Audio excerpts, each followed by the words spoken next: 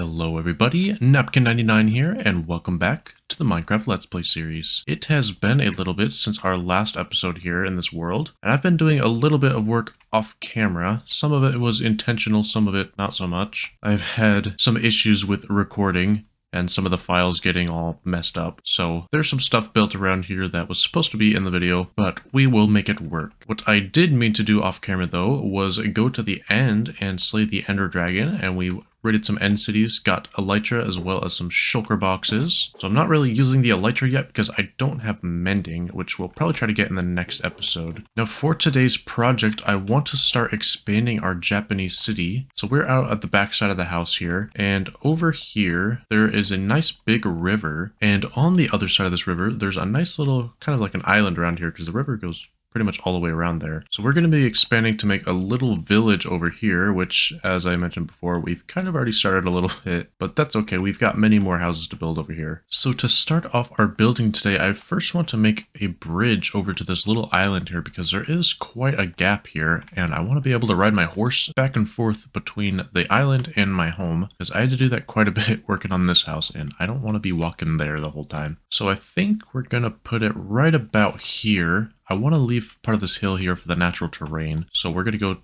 right to the side of it, but I do still want to terraform this up a little bit so that we have a nice wide river going through here. So let's just go ahead and tear this out real quick. So for our bridge, we want to span across this river, but I don't think going straight here is going to look very good. It's kind of at a weird angle. The river is kind of going at an angle itself here. So we're going to kind of go perpendicular to that angle. So first thing I'm going to do here is I'm going to map out our angle with dirt. Now working on angles is something that I'm still trying to get used to. I haven't been doing it for a long time, and I think it's something that builders really should do a lot more, because it really adds a lot of interest to your builds. And honestly, it's a lot more realistic than doing everything in like a straight grid pattern on 90-degree angles. Alrighty, so we've got our rectangle now mapped out for the bridge. It's actually quite a bit bigger than I realized it would be. So this bridge is going to be kind of a traditional wooden Japanese bridges, and if you've seen those before, oftentimes they are red. So we have an interesting block palette here. Going to be going mostly for mangrove wood, at least on the outside, and then we'll try to mix in some brick and granite on the actual walkway to make it look a little bit more worn. It's kind of tricky to find something that blends in super well with the mangrove wood, at least with stairs and slabs, since we do need to be able to actually walk across this, but this is what we got. And if you've seen these bridges, you also may have noticed that majority of the time they'll have a pretty round curve to them. In real life, this is because they want boats and stuff to be able to pass through underneath in like rivers and stuff like this. So we're going to try to hold true to that here as well. So I think instead of just diving in and trying to do this on the angle, we're just going to build an arch on a 90-degree angle so that we can kind of see what we're working with here and then just apply that to our angle here. This here is going to be the arch that we use on our bridge. So let's go ahead and transfer it over here to the angle and see how it looks. Alrighty, so I think it turned out pretty nice just transferring this arch over to the angle over here. Obviously not a perfect translation, just like with subtitles in a lot of my anime that I watch, but I think it's not too bad. We may add like a fence or something here just to kind of smooth this little transition, but overall not too bad. After quite a bit of trial and error, I managed to get somewhat of a curved shape here on our walkway. It's obviously not perfect, and I don't think with diagonals you're ever really going to get 100% perfect, so we just kind of did it to the best of our ability. After a bit, I started to notice a little bit of a pattern. After working on it for a bit, it became a little bit easier. Now, we are not done with this bridge quite yet. It's very plain and boring right now. I'm sorry, bridge. I didn't mean it. So we are going to add some of the details to this bridge now. So at the very ends here, we're going to put a little pillar here.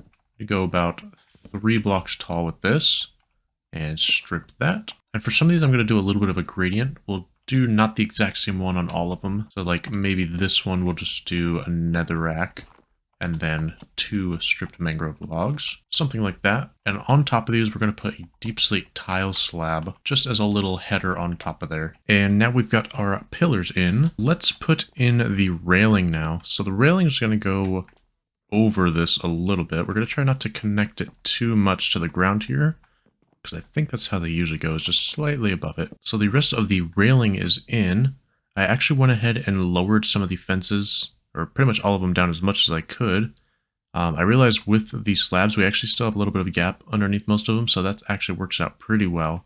It just felt too disconnected before. I also ended up replacing some of the fences in these longer sections with fence gates, just to add a little bit more detail in there. And after looking at some more pictures of some of these bridges, I realized a lot of the longer ones like this usually have some supports underneath.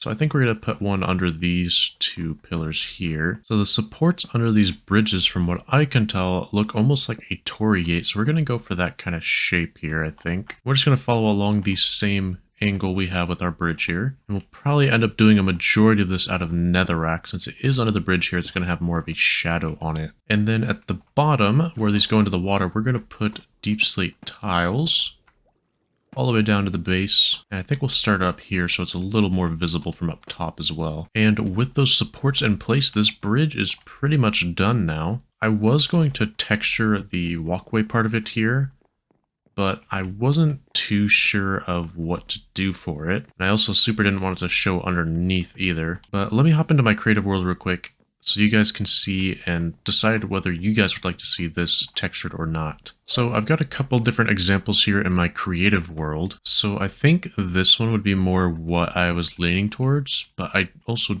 don't know if I want to do it because it is a little bit much still. So kind of the idea here is that some of the paint on the bridge is peeling away and you can kind of see the darker wood underneath. Obviously it's deep slate, but we don't really have like a black kind of wood. There is also this one which mixes in some bricks, but I think it might be a little bit too much. And then this one is just more of a standard texturing, but it kind of doesn't make sense with what we're going for here.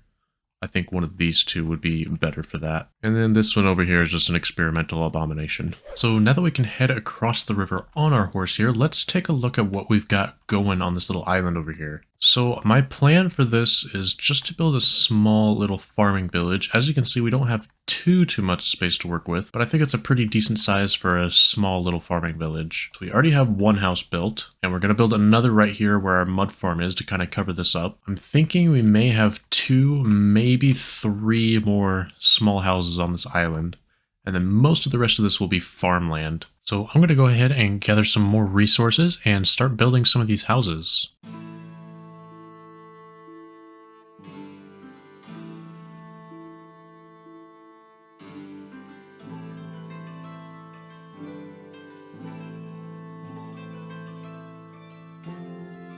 Okay, so we've got some houses built now. I built 4 of them off camera, and I think that's how many, plus this one that we're going to have in the village overall, because I think any more and we're going to start to get a little bit crowded here with all the farmland and stuff that's going in later. But let's take a look at these real quick. So this is probably the biggest one out of them, because it did have to house the mud farm inside as well. So overall, it is pretty simple. I tried to add some little details onto the side bits here, like a little window over there and just some fences to add a little bit of texture over there. And then we have kind of like this front addition to the house just to give it a little more homey space, because traditionally these houses were actually used, well, they were lived in, but they were also used for silkworm farming. So a lot of them had like these windows up top for, I believe it's for extra ventilation, but I'm not entirely sure, but it was pretty much a staple on all the images I was looking at for this gassho style of house. So we included that. And these houses also had really thick thatch roofs. So we decided to go for muddy mangrove roots. Kind of an interesting block. Not super easy to collect. So it kind of gives us that little thatchy look while also going for a more darker tone. So I liked how that looked better to some of the other blocks I tried. And then we just mixed in some mangrove roots kind of in there. We may change up the texturing on this a bit later, but we will get to that after we build some trees around here. And then these houses also have like little rolled up bits of, I think it was just extra thatch or something up top. So we included that on all of the houses as well. Inside here, nothing too crazy. We went for a little bit of a living space just in here and a little dinner table with a pot. And then most of over here is just extra space for the mud farm. We can't really do too much in here because the mud's going to be pushed out this way. Then upstairs isn't actually decorated yet because I may end up changing the roof later, so I didn't want to decorate in here yet. As for the other 3 houses, these ones are all on a diagonal, so these ones were a little bit tricky, especially since we're working with that weird roof shape. And then of course I was trying to make them all unique, so we have different kind of roof shapes and stuff as well.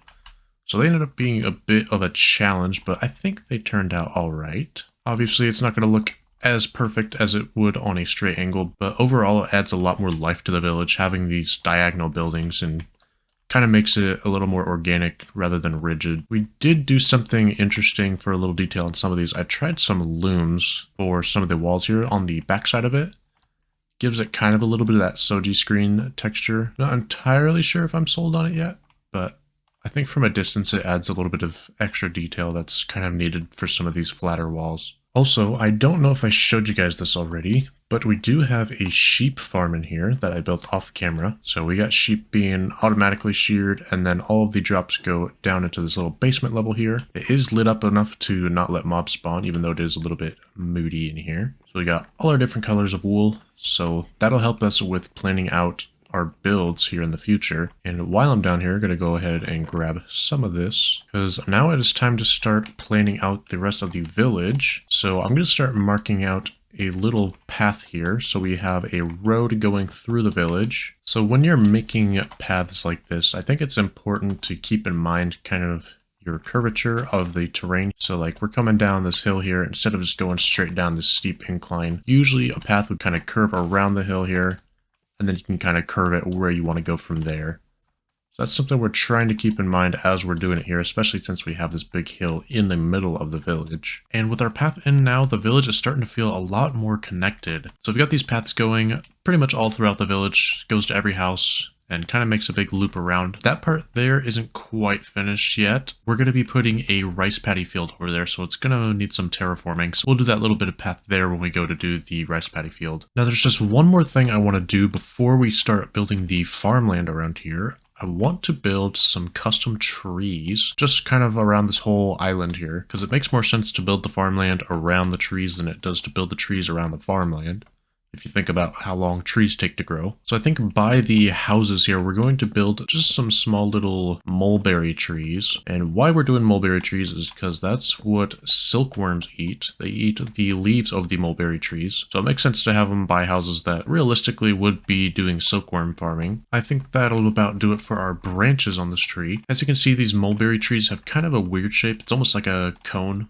an upside down cone. Some of the bigger ones will start to branch out a little bit more to the side and kind of round out a little bit, but we're going to go with this shape since these ones won't be too big. So let's go ahead and add some leaves to this thing. Just doing some birch, just a tiny bit in some of the corners and creases here, since it'll be a darker leaf. And then we'll go ahead and throw some oak in there. I think that looks pretty decent. And then I built some, what were supposed to be Japanese beech trees, but they ended up looking more just like a common oak tree, so we'll just roll with that. And then in the center of the village, we went for a bit of a centerpiece kind of build here.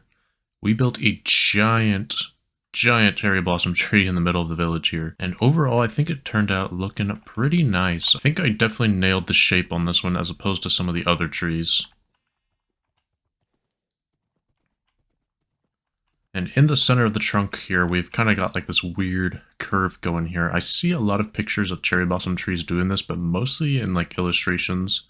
So I think it's more of a fantasy thing, but that's kind of what we're going for here anyways. So we're going to roll with it. And on another note, we actually managed to make it so pretty much no shadows are down here, besides right around the center here.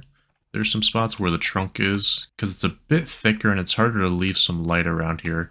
But I tried to the best of my abilities, but I think a little bit of a shadow through the middle there makes more sense anyways, but it's not going to prevent any of our crops from breaking down here due to lack of light. So functionality wise, I think we're going to be alright. And with the trees all done, there's now just one major thing we have left to do here in this village before we can call it done. And that of course is the crop fields. So what I've gone ahead and done here is I've kind of outlined our whole island into different sections, and these different sections will have different plants or some sort of structure. We are going to start with the two brown sections we have on this island, because these are going to be cages for animals. So we're going to have one for cows over here, and we're going to have one for sheep all the way over there by our sheep farm. These aren't going to be anything too crazy. We're just going to put some posts every here and there, and then we'll kind of just fill these gaps with fences. And we'll just make a couple little gates here as well, like so, just so that we can get in and out of here and also get the animals in and out of here. Now we just have to bring our animals over the bridge and into the pen. And there's going to be a little bit of a bottleneck here. And with all the cows and sheep in their pen now, pretty much every other animal on this island is slaughtered. Now for the rice paddy fields, we're going to be doing what's known as a terraced rice paddy farm. So these kind of go in separate layers. You'll kind of see what I'm talking about here in a second. So I think we're going to go and start it down here. So we're first just going to dig up and kind of leave the edges here, because these are going to be filled with water, since they do need to be growing in a bunch of water. And then for a lot of these, we're going to have to make our own kind of outlines here and then just fill in the ground later. Alrighty, so all of our terraces are in now for this rice paddy field. So now we just have to put the actual rice paddies in. So ideally, we would be doing this all with small drip leaves, but I only have 50 of these. So I'm not going to be able to do nearly all of this today with these. So what we're going to do instead, for the meantime, is we're going to put a moss block. And we'll just kind of do little rows of these. Maybe space some out as well. And then we're going to put tall grass on top of that, because it also kind of looks like growing rice. But it'll get us by until we can get a larger supply of these small drip leaves, because they are not easy to get. And there we go. We've got all of our rice in. It's not the prettiest looking thing, but it's a lot better than what we had here. Just a plain hill before. Okay, so I've been doing some more work off camera here, just getting some more of the farmland out. I got the rest of our rice paddy fields in, and this grass is actually starting to grow on me a little bit. We may end up keeping it, but we'll see as we kind of grow more used to it. But this area still isn't quite done yet.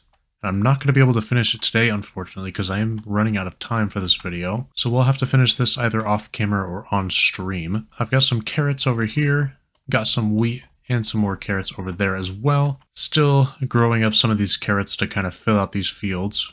I've been saving wheat seeds for quite a bit, so I do have a pretty decent chunk done here. Went ahead and finished the path over here by the first rice paddy field we did.